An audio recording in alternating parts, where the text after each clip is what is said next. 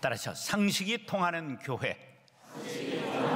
상식이라는 말은 용례를 보면 이렇습니다. 상식이 풍부하다, 이것저것을 많이 안다, 지식이 많다, 그런 뜻이고요. 상식이 통한다, 인간이 지녀야 할 건전한 판단력을 가졌다, 그러한 뜻이지요. 만물 박사처럼 아는 것이 많아도 건전한 판단력이 없고 편견과 독선에 가득 찬 사람이 있을 수 있습니다. 이와 반대로 배운 것은 별로 없지만 삶에서 터득한 지혜가 풍부한 사람도 있습니다.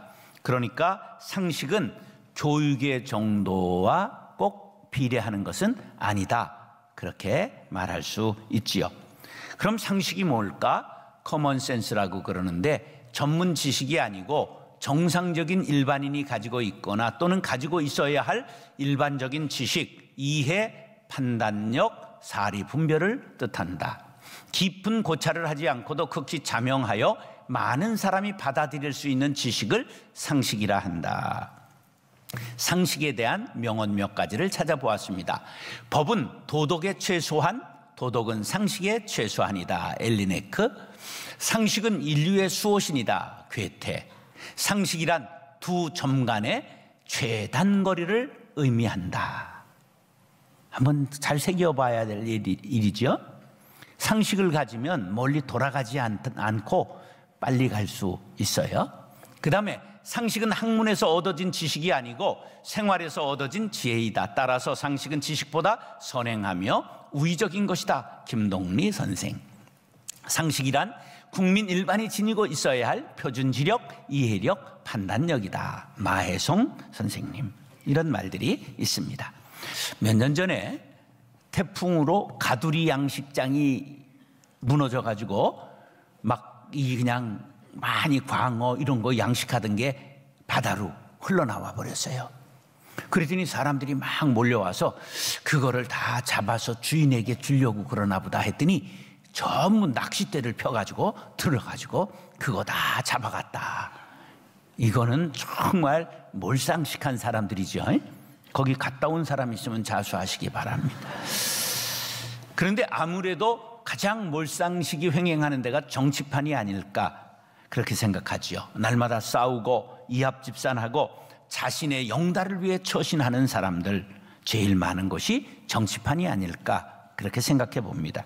그런데 요즘 교회에 대한 부정적인 보도가 부쩍 늘어나서 이제는 교회가 세상 걱정을 하는 때가 아니고 세상에서 야, 교회 저러다가 망하는 거 아니야? 이렇게 걱정하는 시대가 되었다, 그렇게 말합니다. 교회는 그 시대의 상식보다 높은 수준의 윤리의식을 가지고 있어야 합니다. 그런데 교회에서 비상식적이고 비윤리적인 일들이 횡행하고 있습니다. 교회에서 몰상식이라고 하는 쓴뿌리를 아주 싹 뽑아버릴 수 있게 되기를 간절히 바랍니다. 예전에 3대 거짓말이 있었어요.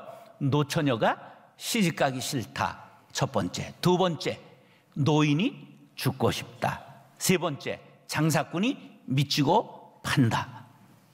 근데 요새 네 번째가 뭐냐 하면 정치인이 국민을 위해 일한다. 이게 네 번째. 다섯 번째가 있는데 교인들이 이게 진실이다, 그렇게 말하는 게 다섯 번째 거짓말이 됐어요. 이런 시대상 속에서 제가 이제 교회를 개척할 때 상식이 통하는 교회 세 번째 표어를 만들었습니다. 저는 교회를 뱃속부터 다녔기 때문에 아주 많은 교회를 경험했는데 교회에서 이게 좀 소통이 잘 안 되는 것을 보면서 교회는 좀 소통이 잘 되었으면 좋겠다, 이런 바람을 가지고 상식이 통하는 교회라는 표어를 세웠는데 이것이 대박 날 줄은 몰랐어요.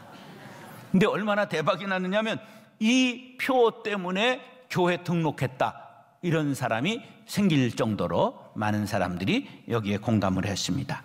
이 표 때문에 저도 소통하기 위해 주의하고 조심하고 정말 통하는 교회를 만들기 위해 노력해 왔습니다.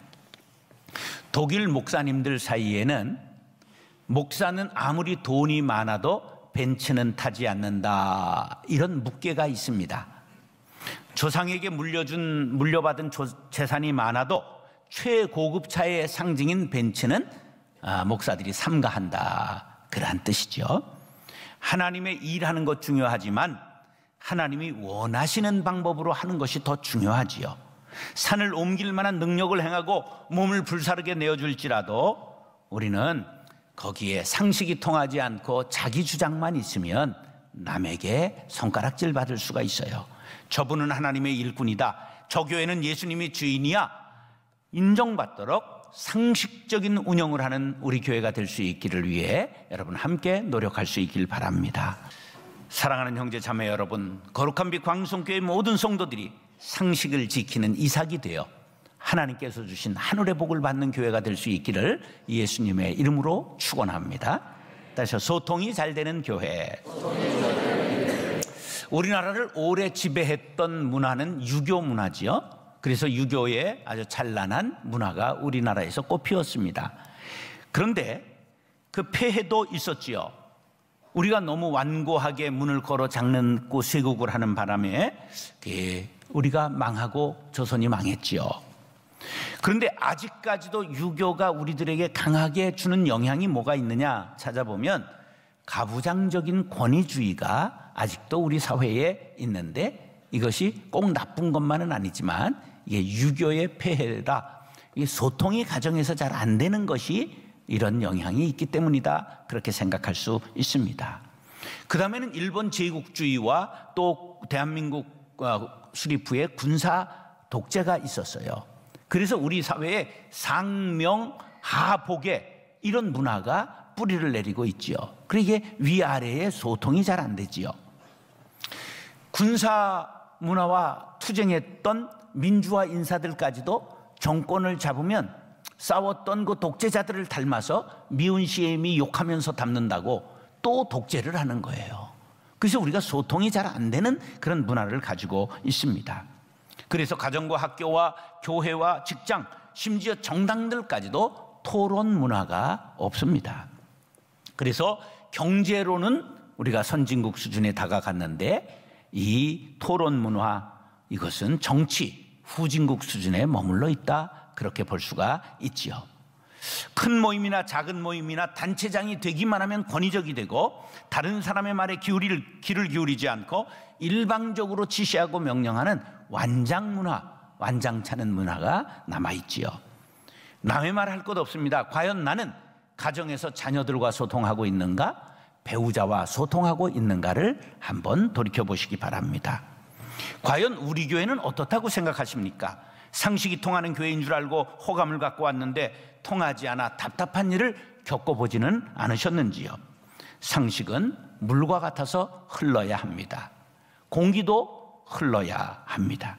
물이 흐르지 않으면 썩고 공기가 흐르지 않으면 공해가 발생하고 의사소통이 되지 않으면 마음이 소가리를 하게 되어 있습니다.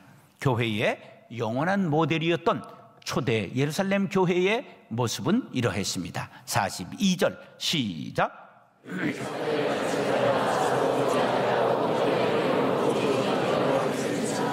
이 말씀 속에서 소통의 원칙, 소통의 비밀을 찾아볼 수가 있습니다. 먼저 사도의 가르침을 받았다, 그렇게 말하고 있습니다. 조직신학에서 교회론을 말할 때 목사는 가르치는 교회, 그리고 성도들은 배우는 교회, 이런 조직신학의 이해가 있습니다. 언제나 가르치기에 노력하고 여러분들은 배우기에 열심히 해야 하는 것이지요. 가르치고 배우는 데는 뭐가 바탕에 깔려 있어야 되느냐 하면 신뢰가 깔려 있어야 됩니다. 목사가 설교하는데 앉아가지고 뻥이야 그러면 이게 뻥튀기 하기 장사지. 그러니까 이게 신뢰가 있어야 된단 말이에요. 신뢰가. 그 다음에 공동체가 잘 되기 위해서는 리더만 잘해서는 안 되고 따르는 사람들이 잘해야 됩니다. 이것을 리더십과 팔로우십이라 그렇게 말하는데, 리더십이라고 하는 건 무리를 다스리거나 이끌어가는 지도자의 능력을 뜻하고, 팔로우십은 조직 구성원이 조직의 목적 달성을 위해서 필요한 역량을 구비하고 주어진 임무를 달성하기 위해 행하는 제반 활동 능력을 말하는 것이지요. 올해는 특히 팔로우십이 우리 교회에서 중요합니다. 왜냐하면 새로운 담임 목사를 세울 때 여러분의 성숙한 자세가 필요하기 때문입니다. 또한 거룩한 빛 운정교회 분립을 앞두고 여러분들의 헌신적인 자세가 중요한 때가 되었기 때문입니다. 그 다음에는 이제 가르치는 사람과 배우는 사람의 이렇게 위아래의 관계가 좀 있다고 할 때 그 다음은 수평적으로 잘 통해야 합니다. 초대교회는 서로 교제하고 떡을 떼었습니다. 예루살렘 초대교회는 수평적 소통이 잘 되었는데요, 떡을 떼었다는 건 성찬을 뜻합니다. 다시 말해 그들의 교제는 술을 가운데 하지 아니하고 예수 그리스도를 가운데 두고 교제했다. 이것을 코이노니아 그렇게 말하고, 술을 가지고 교제하는 건 코이니나노 그렇게 말합니다. 우리가 언제나 우리 가운데 교제할 때 예수가, 말씀이 가운데 있어야 된다는 것을 기억하시기 바랍니다. 빌립보 교회를 예를 들면 빌립보 교회는 아주 기쁨의 교회였습니다. 빌립보서의 주제는 뭐예요? 기쁨입니다. 사도 바울이 빌립보를 생각만 하면 너무 기뻤어요. 왜냐하면 그에게 선교비를 가장 잘 대주고, 심지어 감옥에 갔는데 영치금을 넣어주고 감옥에 따라와서 옥바라지 할 사람을 보내줬습니다. 그게 너무 그들을 생각하면 기쁜 거예요. 근데 그런 중에서 한 가지 근심이 있었는데, 바로 빌립보 교회에 여자 지도자 둘이 있었는데 그들이 다투는 것이었다고 빌립보서 4장 2절은 이렇게 말씀합니다. 시작.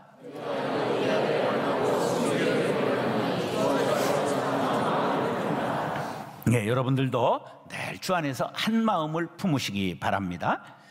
그리고 이들은 오로지 기도하기에 힘썼다고 말씀합니다. 이 말씀은 하나님과 영적으로 소통했다, 그러한 말입니다.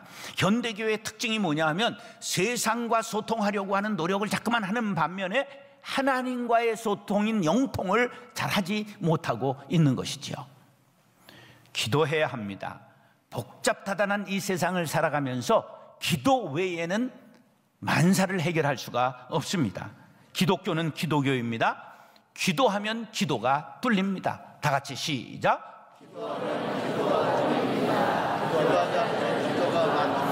기도가 막히면 어떻게 될까요? 뒤지지요. 기도하면 만사가 형통하고 기도하지 않으면 만사가 불통합니다. 교회의 중요한 일을 결정하는데 의견이 팽팽하게 대립된다. 그러면 내려놔야 됩니다. 우리 기도한 후에 결정합시다. 일주일 기도합시다. 한 달 기도합시다. 그리고 유예하고 기도한 후에 다시 결정해도 늦지 않습니다. 이것이 지혜입니다. 기도는 하나님의 뜻을 구하는 것입니다. 하나님과의 언로가 트여야 사람들끼리도 소통합니다. 세상적인 방법보다 하나님의 방법, 하나님의 원하시는 길을 물어야 합니다. 기도하면 상식이 하나님의 선하신 뜻으로 승화될 수 있다는 비밀을 깨달으시기 바랍니다. 사랑하는 형제 자매 여러분, 하나님과 기도로 소통하고 목사와 교인들이 서로 신뢰하고 말씀으로 떡을 떼며 교제함으로 소통이 잘 되는 거룩한 빛 광성교회를 이룰 수 있게 되기를 예수님의 이름으로 축원합니다. 따라서 기적이 상식이 되는 교회. 상식의 반대말은 몰상식이라고 말합니다. 몰상식한 행동을 자꾸만 하는 사람을 무대뽀라고 말합니다. 무대뽀가 뭐냐? 저 무철포라고 하는 일본 말에서 나온 겁니다. 일본어로 무태포, 그렇게 무철포를 말하는데요, 아무데나 마구 쏘아대는 대포를 가리키고 상식과 상당한 괴리가 있는 무모한 행동을 하는 사람을 무대뽀, 이렇게 말을 합니다. 우리 사회에서 가장 상식과 거리가 먼 행동을 하는 집단을 정치인들이라 말들을 많이 하죠. 정치인들이 바뀌는 것을 바라니 차라리 남자가 애를 낳기를 바라라, 이런 말이 있을 정도입니다. 그런데 정치인들이 이 말을 들으면 우리한테 너나 잘해 그럴지도 몰라요. 정치, 경제, 사회, 국방, 교육, 예측 가능한 사회를 만들기 위해 우리 모두가 상식을 지켜야 합니다.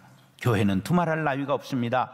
교회는 세상 사람들의 아픔을 같이 하고 상처를 치료하고 그들의 필요를 채워주어야 합니다. 그런데 교회가 그들에게 사랑을 보여주지 못하고 상식적으로 운영하지도 못하고 싸움과 비리로 교회 안의 싸움을 세상의 법정으로 가져가는 그런 일들이 비일비재하게 일어납니다. 우리 교회는 영원히 그런 일이 없는 교회로 남게 되기를 간절히 바랍니다. 초대 예루살렘 교회에 많은 기적이 일어났습니다. 43절로 45절 시작.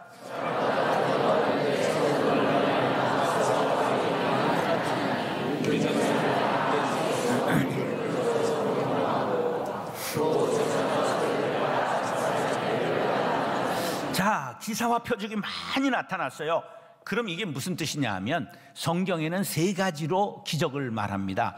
기적이 이적이라고 나옵니다. 기적과 이적은 똑같은 겁니다. 사람으로서는 할 수 없는 신기한 일, 미러클 이렇게 할 때 기적과 이적 이런 말은 같은 뜻입니다. 우선 기사가 나옵니다. 기사는 뭐냐면 기적을 보고 사람들이 놀랄 때 원더 이렇게 하는 것을 바로 기사라고 말합니다. 그리고 표적이라고 하는 말은 기적을 일으킨 사람이나 사건의 의미에 초점을 둘 때 쓰는 말로 사인인데 요한복음에 집중적으로 나옵니다. 요한복음에 보면 예수님이 갈릴리 가나 혼인잔치집에서 물로 포도주를 만드신 것이 첫 번째 표적이니라. 이 표적은 뭐라고요? 예수님의 누구이심을 바로 강조하기 위해서, 예수님이 하나님이심을 강조하기 위해서 표적이니라 이런 말을 썼다 그런 말입니다.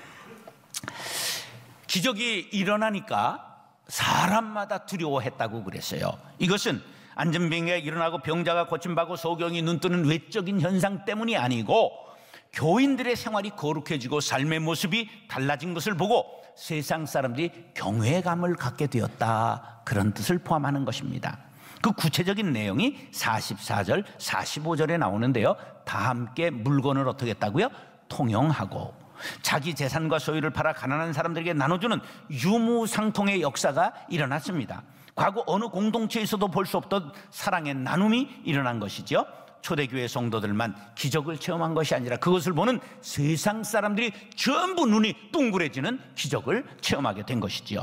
우리에게 있어 기적은 어려운 일이지만 하나님께는 상식과 같은 보통 일이지요. 초대교회는 기적을 상식으로 느낄 만큼 날마다 기적을 체험했습니다. 지금도 하나님과 기도로 소통하는 교회는 날마다 기적을 맛볼 수 있습니다. 우리가 끝까지 순종할 때 하나님의 기적이 우리 공동체에, 우리의 삶에 나타나게 될 줄로 믿습니다. 사랑하는 형제 자매 여러분, 순수한 믿음을 가지고 기적을 날마다 체험하시기를 바랍니다. 교만을 벗어버리고 어린아이 같이 순수한 마음으로 순종하여 날마다 기적을 맛보게 되시기를 예수님의 이름으로 축원합니다. 다시 칭찬받는 교회. 교회에 처음 나오는 사람들은 기대 반 두려움 반으로 교회 문턱을 넘습니다. 교인들은 사랑이 많대던데 천사 같겠지. 천만에 조금 지나보세요. 다 뺑덕어미 같죠. 예. 그러므로 교회는 처음 나온 초신자들의 기대를 저버리지 않도록 천국까지는 아니더라도 분당 정도는 돼야 되지 않겠나. 예. 비스는 해야 되지 않겠습니까? 예루살렘 초대교회가 이걸 잘 보여줬지요. 46절 47절 시작. 날마다 마음을 같이하여 성전에 모이기를 힘쓰고 마음으로 음식을 먹고 하나님을 찬미하며 온 백성에게 칭송을 받으니 주께서 구원받는 사람을 날마다 더하게 하시니라. 아멘. 먼저 마음을 같이 했어요. 마음을 같이 하기 위해서는 자기 주장이 강하면 안 됩니다. 남의 말에 귀를 기울이시고 다 이해가 되지 않아도 아, 그 말에도 일리가 있네 이래야 돼요. 그걸 말이라고 하냐? 이러면 왼수됩니다. 반드시 따라서 일리가 있네. 일이가 있다는 건 8, 9는 없다 이런 말이에요. 뒤집으면 그렇잖아요. 말이 안 되네 이런 말일 수 있어요. 그런데 그거를 그냥 일리가 있네 그럼 동의하는 게 되니까 싸우지 않잖아요. 네. 남의 말에 귀를 기울여야 됩니다. 기도 많이 하고 봉사 많이 하는데 자기 주장이 강한 사람 배척받습니다. 여러분 꼭 마음을 같이 하는 일에 귀를 기울이고 남의 말에 긍정적으로 받으시기를 바랍니다. 그 다음에 성전에 모이기를 힘썼어요. 장작도 모아놔야 화력이 있지 흩어놓으면 꺼지게 마련이지요. 현대인들이 점점 바빠서 모이기를 패합니다. 그래서 이런 예언을 이미 했지요. 시작.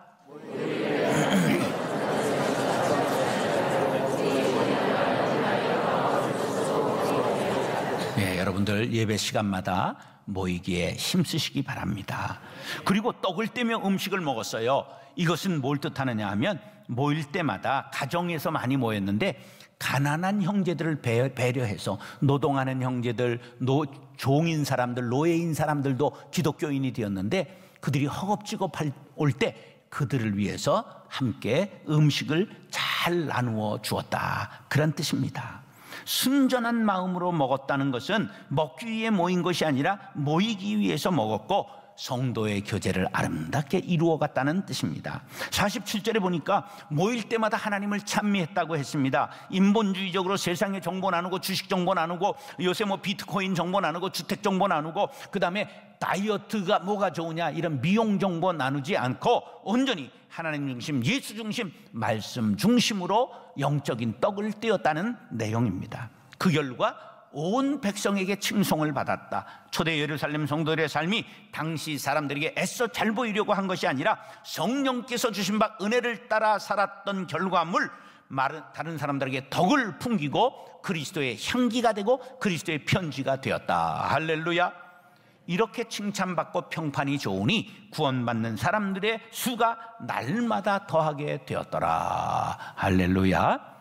거룩한 빛 광성교회가 초대 교회와 같이 될 수 있기를 간절히 바랍니다. 그러기 위해서는 이런 요소를 갖춰야 됩니다. 성도들이 거룩한 생활에 힘써야 하고 성도들 사이가 화목해야 되고 교회를 합리적으로 운영하려고 노력해야 됩니다. 개인적으로는 변화받아 끊을 것을 끊어야 됩니다. 술, 담배, 축점, 노릇, 제사 끊으시기 바랍니다. 말 조심, 친구 조심, 오락 조심 하시기 바랍니다. 주일은 성수하고 11조는 반드시 드리고 성도 간에 절대 반목 대립하는 일이 없어야 됩니다.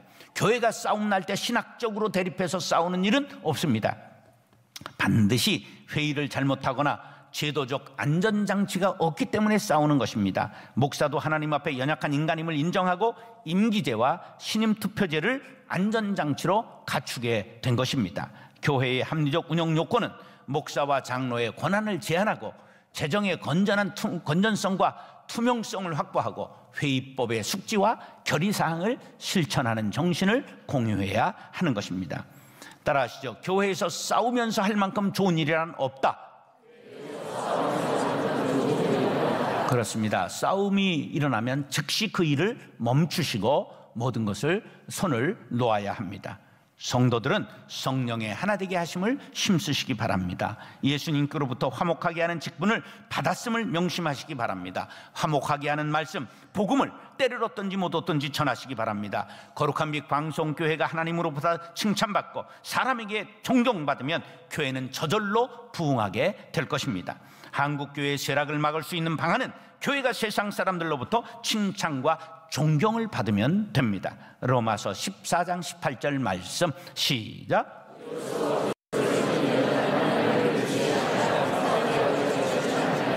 사랑하는 형제 자매 여러분, 거룩한 생활과 화목한 관계에 힘쓰고 교회를 합리적으로 상식이 통하는 교회를 이루어 하나님께 칭찬받고 세상 사람들로부터도 칭찬받게 되기를 바랍니다. 소통이 잘 되는 교회, 기적이 상식이 통하는 교회, 상식이 통하는 거룩한 빛 광성교회를 이루어 나아가는 저와 여러분들이 될 수 있기를 예수님의 이름으로 축원합니다.